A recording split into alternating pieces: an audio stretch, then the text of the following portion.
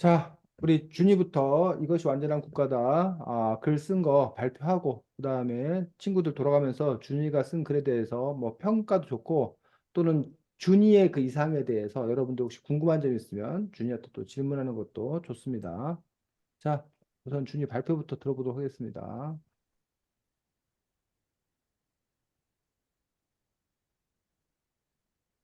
준이 발표. 세상에는 다양한 문제점이 존재하고 많은 사람들이 그것을 해결하려고 한다.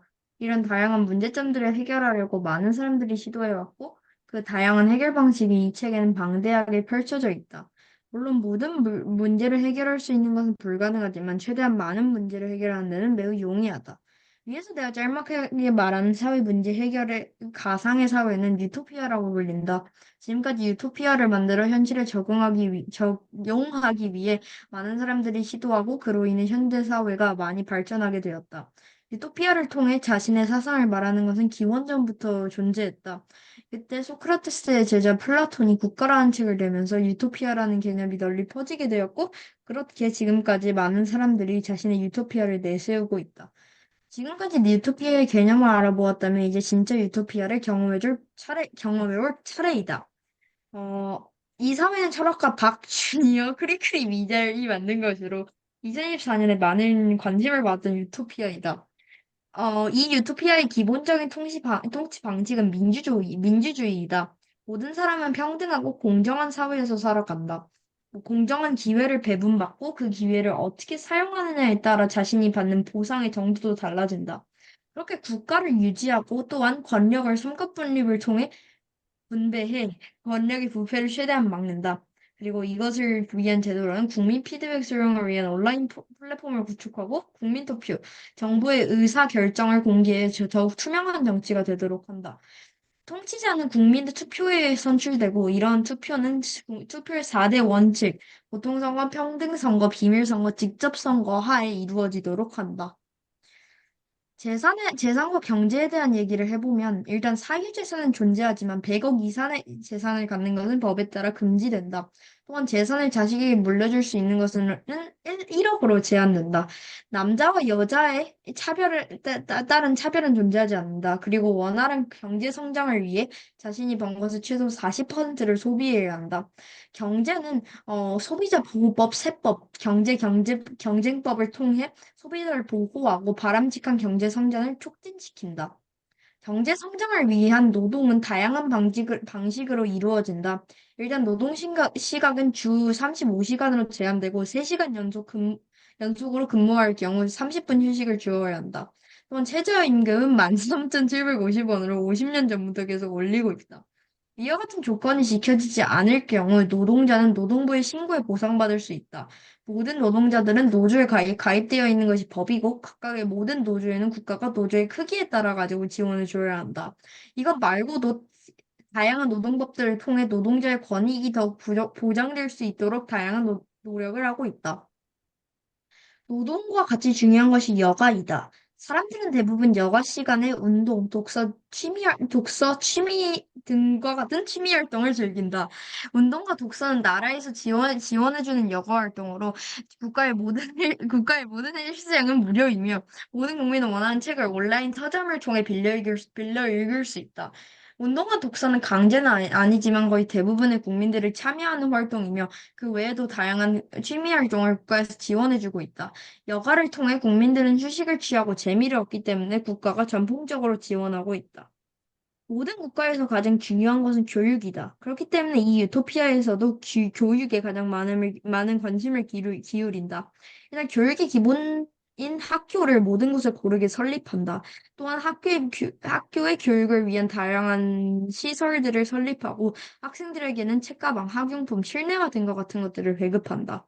그리고 초등학교, 중학교, 고등학교는 의무 교육이며 대학은 의무 교육은 아니지만 90%가 대학에 다닌다. 마지막으로 학교 재정 규제법을 통해 학교의 재정을 관리하고 교육의 질을 높인다. 지금까지 철학자 박윤희와 크리크리 미잘, 이 맞는 유토피아에 대한 이야기를 나눠보았다. 이 유토피아가 현실에서 가능한가에 대한 질문은 아직 모르겠지만, 만약 이 국가가 현실화된다면 이 유토피아의 국민이 행복하다는 것은 결국 것은 부정하지 못할 것이다. 유토피아는 실제 현실에서 만들려는 것이 아니다. 유토피아라는 가정을 통해 자신 주장하는 바를 알리고 국가의 개혁을 간접적으로 알리는 것이다. 그렇기 때문에 더욱 많은 사람들이 유토피아의 참 의미를 알면 좋겠다. 이 유토피아가 단 한 사람의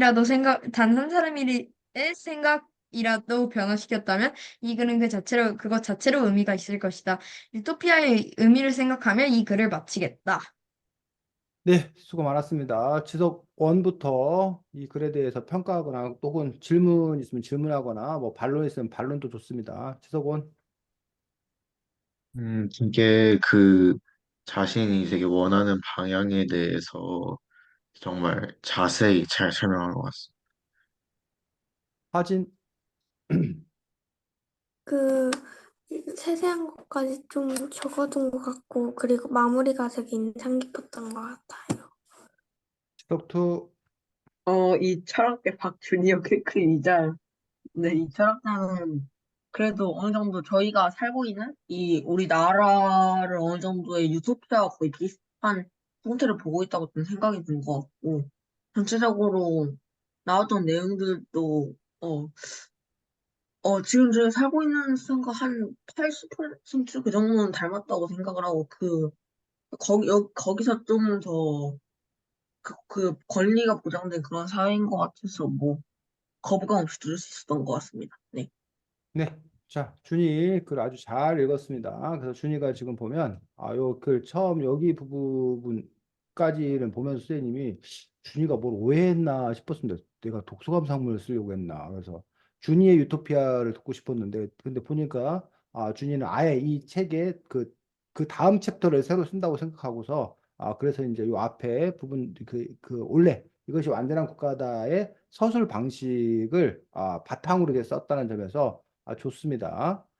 그래서 이제 본격적으로 이제 박주니어 크리미잘 이라는 가상의 인물을 내세워가지고 2024년 유토피아에 대해서 얘기하고 있습니다. 그래서 첫 번째 이제 정치 부분에서 민주주의라던가 뭐 삼권 분립이라던가 굳이 말하면 이제 온라인 플랫폼을 구축하고 있는 국민투표 요게 이제 아직 현실에서는 이루어지고 있지 않는 다만 요것과 관련되어서 이제 논의는 있어. 그래서 이제 우리가 예를 들면 여러분들이 지금 현재 우리는 대의 민주주의. 대의 민주주의가 뭐야? 응? 얘들아, 대통령을 네, 아니, 어, 그 지방에서 자기가 아, 원하는 국회의원을 뽑고 그 국회의원 지방에 아, 의견을 획기적으로 전달하는 거예요. 아. 우리가 민주주의의 시작을 뭘로 봐? 보통 역사에서 민주주의의 시작을 아니, 직접, 아니, 그리스. 그리스 아테, 아테네의 민주주의와 오늘날 민주주의의 가장 커다란 차이점 중에 하나가 바로 그리스 아테네의 민주주의는 직접 민주주의였어. 직접, 간접. 지금 우리가 대의 민주주의라고 그래. 대의가 나의 대표를 뽑아서 나의 그 권한과 이거를 그 사람에게 위임해서 그 사람들이 대신 이제 하는 것. 즉 모든 사람이 모여서 뭘 할 수가 없으니까 국회의원을 뽑아서 또는 대통령을 뽑아서 그래서 그 사람에게 우리가 우리의 권리를 위임해 주는 거야. 그들이 대신 결정하게 되는 그런 대의민주주의. 뭐 또 누군가는 그 간접민주주의라고 또 얘기하기도 하지. 그래서 그런 제도를 통해서 하고 있는데 기술의 발달로 온라인 플랫폼을 구축해서 국민투표에서 직접 민주주의 요소를 강화하자라는 그런 주장이 실질적으로 힘을 얻고 있고 이제 기술적으로 가능하지 않냐. 물론 여기에 이제 두 가지 문제가 있어. 두 가지 문제가 있는데 하나는 뭐냐면 여러분들이 지금 각각의 자기 생업들이 다 바쁘단 말이야. 그런데 자, 뭐 예를 들면 뭐 의사들이 요즘에 뭐 파업하고 있는 거에 뭐 구속 수사 해야 된다고 생각하십니까? 아니면 하면 안 된다고 생각하십니까? 라고 그래서 자기가 이거 뭐 어떻게 해야 돼? 결정했어. 또 좀 있다가 띵동 하면 또 결정할 거. 우리나라가 뭐 지금 사과값이 폭등인데 사과를 수입해야 된다고 생각하십니까? 아니면 하지 말아야 된다고 생각하십니까? 수입해야지. 띵동 또 좀 더 띵동 결정해야 될 게 뭐라는 거야? 수백 너무 가지라는 많다. 거야. 그러니까 자기가 뭐 할 수가 없다는 거야. 생업에 종사해야 되는데 그 언제 그걸 계속 이렇게 클릭하고 앉았냐고. 그걸 판단하고 있냐고. 그런 부분에서 이제 문제가 있다라고 주장을 해. 물론 이제 온라인 플랫폼 구축을 주장하는 사람들은 그런 세세한 걸 모두 다 하자는 게 아니라 중요한 거 몇 가지만을 참여하게 된다라고 반론을 하지. 또 한 가지 두 번째 문제점은 지금 선생님이 예를 든 거는 그나마 국민들이 좀 뭐야? 판단할 수 있는 어떤 그런 영역이에요. 근데 국가의 많은 일들이 그 분야의 전문가가 아니면 그 문제를 깊이 있게 알지 못하면 판단하기 어려운 문제가 많다는 거예요. 그런데 그거를 사람들한테 그냥 이렇게 묻는다? 이것들이 과연 좋은 판단을 할 수 있겠냐라는 거야. 전문성이 결여된 상태 속에서. 그런 부분들 때문에 이제 이 온라인 플랫폼을 통한 직접 민주주의가 이상적인 하나, 과연 그것들이 좋은 건가라는 부분에서 이른바 정치 전문가들이 오히려 하는 것들이 낫지 않나라는 또 그런 주장을 펼친 사람들도 있고, 그것들이 잘 조화시켜서 지금보다는 좀 더 국민들이 더 많이 참여하는 형태로 가야 된다는 그런 주장을 또 하고 있는 사람들이 있습니다. 어쨌든 뭐 투명하고 선거 4대 원칙에서 여기까지만 보면 사실은 지금 선생님이 말했던 여기 온라인 플랫폼 정도가 현재와 좀 다른 음, 이상 유토피아지, 나머지는 유토피아가 아니라 이미 뭐야? 현실인 그런 음, 부분이었어. 그래서 여기까지는 별로 선생님이 감흥이 없었습니다. 근데 이제 경제 부분에 와서 이제 상당히 파격적인 주장을 합니다. 100억 이상의 재산을 갖는 것은 법에 따라 금지된다. 라고 하고 있는 거죠. 그래서 사유재산은 존재하나 그 이른바 사유재산의 제한, 그 재산과 소유권에 관해서 어떻게 할 건가라는 부분에서 100억 이상의 재산을 갖는 걸 법에 따라 금지한다고 했는데 지석투 이 부분에서 음, 질문할 게 없어? 음, 약간 애매하긴 하다고 생각을 하긴 뭐가 하는데. 뭐가 애매한데? 이게 재산이, 음, 뭐, 선거 같은 것도 보면은 이제, 재산이 뭐, 뭐 그런 거 같은 건 아예 다 체크를 안 하는 것 같던데. 음. 뭔가, 자, 네. 선생님 궁금한 점은 이 100억이라는 요 100억이라는 이 기준이 어떻게 해서 도출되는 얘기지? 왜 10억도 있을 수 있고 1000억도 있을 수 있고 1조도 있을 수 있는데 왜 하필 100억이야 혹시? 준이 그 100억이라고 그걸 이렇게 상한선을 정한 까닭이 있어 혹시나? 딱히 없었던 것 같아요. 딱히 없었다. 사실 저런 쪽보다는 약간, 응? 상위 10% 그 정도? 뭐 그런 뭐라고? 식, 지서가 뭐라고? 뭐, 현재 지금 저희 사는 것 중에서 한 상위 뭐 5%막 그 정도 이상의 재산을 갖는 건 안 된다. 뭐 이런 식으로 얘기하면 같을 것 같긴 한데. 네. 그렇지. 그러니까 그런 식으로 이제 어쨌든 준이가 뭐 그 방법은 지석이가 말한 것처럼 지금 현재 우리가 상위 몇 프로가 수준이 얼마니까 그 이상은 가질 필요 없다. 그렇게 가는 방법도 있고 또 하나는 이렇게 생각할 수도 있어. 이른바 그 뭐야 한 사람이 평생 동안 쓸 수 있는 돈. 자기가 평생 동안 그 소비할 수 있는 어떤 그런 돈이라는 어떤 그런 측면을 놓고 봤을 때 얼마 정도면 그 사람이 충분히 살 수 있다. 어? 그 사람이 어차피 돈을 뭐 수조 있다고 하더라도 그 사람이 평생 살면서 그 돈을 다 쓸 수 없잖아. 어? 그러니까는 뭐 100억 정도 되면 그 사람이 풍요롭게 잘 살 수 있는 정도의 그 상한선, 소비할 수 있는 상한선이 계산을 해가지고 뭐 100억이라고 한다던가 그런 식으로 어쨌든 자기가 그 나름의 어떤 그런 그 뭐야 100억을 내세우는 이유가 있었더라면 더 좋지 않았을까.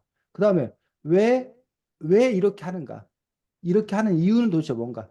사유재산을 인정하는데 왜 부분적으로 제한적으로 인정하는 건가? 그 부분에 대한 이유들 이런 부분들이 대한 설명들이 있었더라면 더 좋지 않았을까 싶습니다. 이것도 상당히 파격적이야.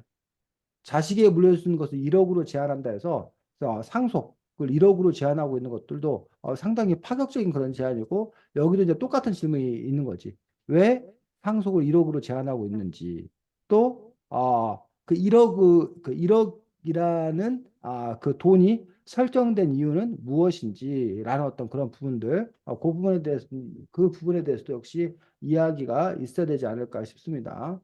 자, 뭐 남녀 차별 존재하지 않는다고 했고, 또 이렇게 원활한 경제 성장을 위해 자신이 번 것의 최소 40%는 소비해야 된다라고 이제 이야기를 해서 이게 이제 하여튼 상당히 같은 맥락, 100억 이상의 재산을 갖는 걸 금지하는 거, 자신이 번 것의 최소 40%를 소비해야 한다는 것들, 그래서 이제 그런 부분에 대해서 소비자 보호, 바람직한 경제 성장 촉진 뭐 이렇게 해서 경제 성장에 대해 상당히 또 이제 준위가 초점을 맞추고 있는 것들을 볼 수가 있습니다.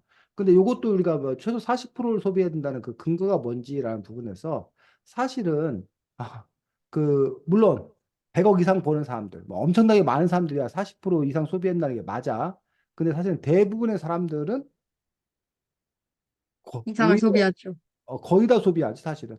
저축할 음. 여력이 없다라고 얘기하고 있는 어떤 그런 면에서 글쎄 이것들이 아마 또 이제 어쨌든 고소득자들에 대해서 이런 것들에 대한 규정을 갖는 거라고 생각하는데 왜 소비를 해야 되는지 소비를 촉진해야 되는지라는 부분에서 이제 여기 앞에 원활한 경제 성장을 위해서라고 얘기했는데 이 원활한 경제 성장과 소비가 어떤 관계가 있는지를 풀어 설명했더라면 더 좋았을 거라고 생각합니다. 어쨌든 준이가 나름의 어떤 그런 경제 지식을 갖고 쓴 부분도 좋습니다. 그 다음에 노동시간은 주 35시간으로 제한하고, 지금 현재가 몇 시간이야? 40시간. 지금 현재가 40시간? 맞나? 주 40시간에서 35시간으로 제한되고 보면 5시간 정도 줄어드는데, 지금 현재 이미 우리나라에서 부분적으로 주 4일제가 논의되고 있거든? 그리고 맞아요. 시범적으로 실시되고 있거든? 그럼 그 네. 사람들이 주 4일제면 32시간, 주당 32시간이야. 그럼 사실은 현재 저기 되고 있는 것보다도 더 이제 뭐라는 거야? 많이? 많다는 거지. 그렇다면 이게 유토피아냐라는 부분들에 대해서 어쨌든 근데 35시간으로 하는 건 이유는 뭔지. 그다음에 3시간 연속 근무할 경우 30분 휴식을 줘야 된다라고 되는데 그럼 1시간당 10분 정도 꼴이기 때문에 요거는 뭐 이 정도는 이미 하고 있는 거 아닌가 싶기도 하고 최저임금이 현재 얼마? 우리나라가? 한 얼마 아니에요? 얼마? 9,900 얼마. 우리 거의 10,000원에 근접했어. 아직 10,000원을 넘지 못했지만, 그래서 13,750원이라고 이제 돼 있고, 50년 전부터 계속 올리고 있다라고 얘기하고 있는 것들이, 2024년부터, 2024년에 전에 2024년을 기준 50년 전을 말하는 거야? 그런 것 같아요. 1974년? 네. 말하는 거야? 그래서, 뭐, 노동자의 어떤 권리들, 이것도 상당히 좀 특이한 부분입니다. 현재 우리나라는 노조 그 가입률이 그렇게 높지 못해. 노조 조직률이. 노동자들인데 노조에 들지 않는 그런 사람들이 많은 어떤 그런 상황들인데, 그리고 우리나라는 주로 이제 대기업 노조야. 대기업의 노조 조직률이 좀 높은 편이야. 근데 이제, 5인 미만 사업자, 뭐 이런 데는 거의 노조에 가입하지 못하고 있는 어떤 소기업들. 근데 오히려, 노동자의 권리가 더 보호되는 게 필요한 게 사실은 그런 소기업, 영세기업의 노동자들인데, 그들은 아, 노조가 조직돼 있지 못하다 보니까 뭐야 그 한 목소리를 낼 수도 없고 그런 어떤 그런 문제들 그러다 보니까 요즘에 들어서 이제 물론 이거에 대해서 비판적으로 얘기하는 사람도 있지만 이른바 귀족 노조 뭐 대기업에 잘 나가는 사람들은 잘 나가는데 게다가 노조까지 가입해가지고 노조의 힘으로 더 이제 커져가는 그 부분에 대해서 이제 누가 어떤 사람들도 이제 비판적으로 주장하는 사람들도 있고 하긴 한데 어쨌든 그 부분에서 모든 노조가 노조에 가입되어 있는 법이라는 어떤 그런 부분들이 상당히 파격적으로 국가가 또 이제 노조에 지원해야 된다는 뭐 그런 부분도 상당히 파격적이었습니다. 아, 운동과 독서 나라에 지원해진 여가 활동이라고 하는 거에서 모든 헬스장은 무료 이고 원하는 책 온라인 서점에서 통해 빌려 읽을 수 있다라고 이야기해서 이런 부분도 상당히 이제 파격적인 그런 부분인 것들을 볼 수가 있습니다. 이게 어디 갔냐? 튕겨 나간 거야 지금? 응. 준이 튕겨 나갔어? 준이 그러게요? 나갔네? 그래서 여기 같은 경우도 이제 뭐죠? 국가의 모든 헬스장은 무료이면 그 헬스장은 무료인데 그 누구야? 그걸 뭐라 그러지? 그 트레이너? 헬스 트레이너한테 우리가 PT 받고 막 그러는데 그 부분은 어떻게 되는지 그래서 그 헬스 트레이너 이런 사람들이 다 공무원으로 채용되는 건지 국가 세금으로 운영되는 건지 뭐 이런 부분들이 좀 궁금하고 책을 온라인 시스템을 통해 빌려 읽을 수 있다라고 했을 때 그러면 아, 온라인 시스템을 통해 빌려 읽으면 그러면 작가나 이런 출판사 이런 사람들은 어떻게 사는 거야? 작가 이 온라인 서점 누가 책을 써야 이제 온라인 서점이 있는 건데 작가들한테는 국가가 보상을 해주는 거야? 사람들이 네. 온라인에서 책을 읽은 만큼? 네, 그러니까 책을 많이 그걸 빌려 읽으면 그거에 따른 보상을 더 많이 해주고 그런 음, 식으로. 그렇지. 뭐 그 부분에 대해서 더 세세한 부분도 있겠지. 교육에 대해서 얘기하고 있고, 뭐 학교 학생들에게 지금 뭐 이 부분은 거의 지금 뭐야? 현재 아, 맞아. 또 거의 실시되고 있는 어떤 그런 부분도 아닌가 싶습니다. 그래서 마지막에 가서 자기 어떤 이야기들을 마무리하는 것까지 잘 썼습니다. 그래서 어쨌든 준이가 나름대로 이렇게 여러 가지 구상들을 해서 아마 준이를 여기 뭐야 각 정당에서 스카우트 할 것 같은데 정책 그 좋은 정책 있다고 정책 개발자로 스카우트 할 것 같은데 지금 총선 국면에서 막 다 이런 어떤 정책을 내야 되는데 어떤 정책을 낼까 막 고민하고 있는데 준이가 한 것들이 유토피아가 아니라 현실에서도 얼마든지 그 시도해 볼 만한 그러한 의미 있는 어떤 그런 정책들 아닌가 싶습니다. 네, 수고했습니다. 좋습니다. 그다음에 지석원이 보냈다고? 저 지금 아, 보내려고 하고 있는데 그냥 아, 사진을 찍어야 될 것 같아요. 그러면 나중에 하자, 나중에. 아, 다음번에 하는 걸로 하고. 자, 오늘 꼰대 아빠와 잠깐만.